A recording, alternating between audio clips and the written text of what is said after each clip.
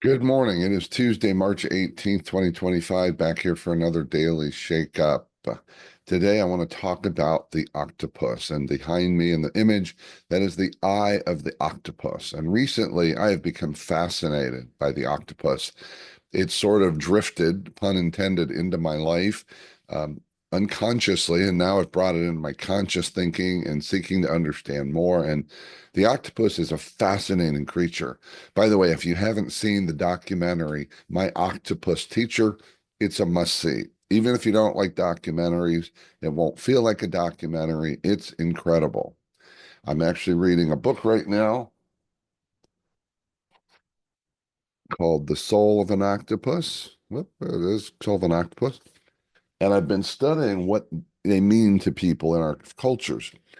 And octopuses, that's actually the correct word. It's not occupy, it's octopuses, are known for a lot of things. Incredibly creative, intelligence, wisdom, problem solving, creativity, intuition, transformation, regeneration, just some amazing um, skill sets, mindsets, ways of being. And one thing, as I was listening to the book last night, they were talking about the eye of the octopus. And humans, we tend to have our eyes are built to be focused. We do have peripheral vision, right? Peripheral vision, but we're meant to be focused in a certain direction. And as a result, as humans, we have blind spots. That's just a reality of how we're built. The octopus has very few blind spots because they have a single eye, but it's panoramic and it moves around so it can see all the different angles. So, guess what I'd say about that is the octopus doesn't really have blind spots. Now, in a lot of ways, that's it. Boy, I wish I was the octopus because those blind spots are the things that trip me up. They trip me up in my life, in my leadership, in my relationships, and everything I do.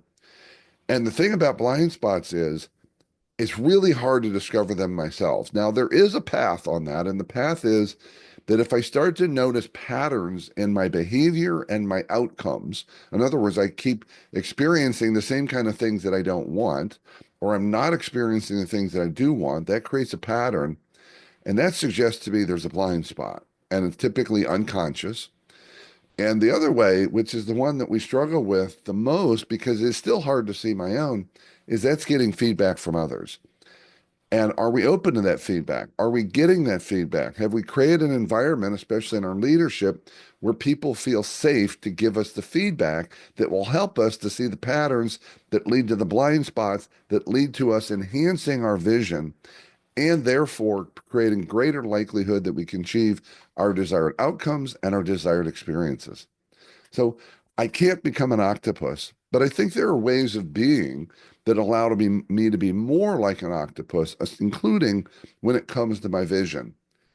I will always be susceptible to blind spots, but the more that I can open my mind up and see differently, the fewer blind spots, the fewer trip ups, and the more successful outcomes.